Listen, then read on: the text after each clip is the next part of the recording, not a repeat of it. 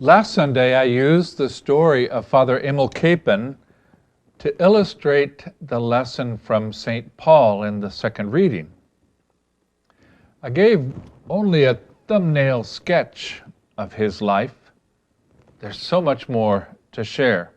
For example, when the Korean War was over, those soldiers who suffered the prison camp with Father Capon came out carrying a crucifix they made in his memory, even representing his face in the face of Jesus crucified.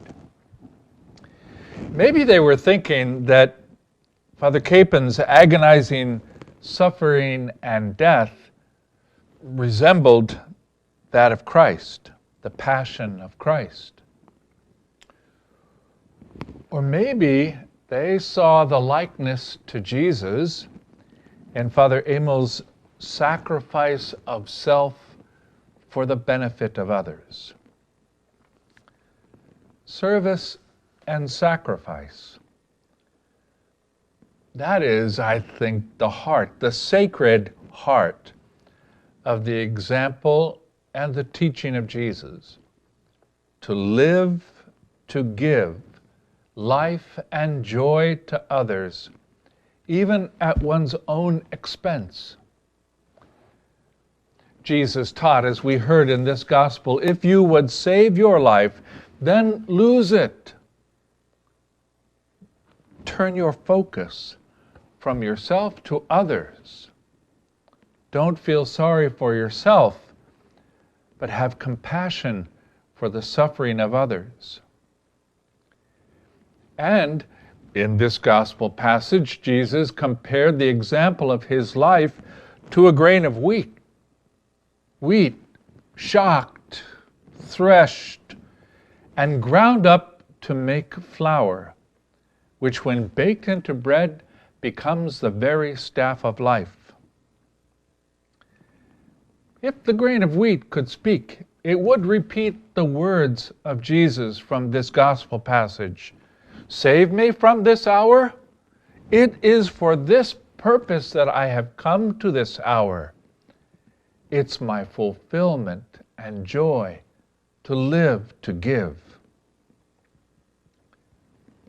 Jesus said that if we would follow him, then we should follow him, heed his teaching, and imitate his service and self-sacrifice for the benefit of others. There you'll find Father Capon,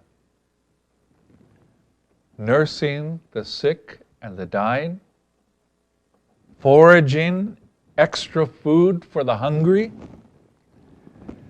bathing those lying in their dysentery mess, lifting spirits with prayer and humor and defiance. Like the time that Father Emil, with a big smile, talked about the happy day when the enemy is defeated, when he will find the prison commandant and kick his bohinkas over the fence. The grain of wheat, Jesus, Father Capon. They certainly loved life, but they loved heaven more. For them, all along the way to heaven was heaven, the bliss of living to give. People said to Philip, we want to see Jesus. Today, where might that request be met? Maybe at a Sunday Mass, maybe in a Catholic school, but surely by a Catholic who lives to give life and joy to others. The sacred heart of the life and teaching of Jesus. Amen.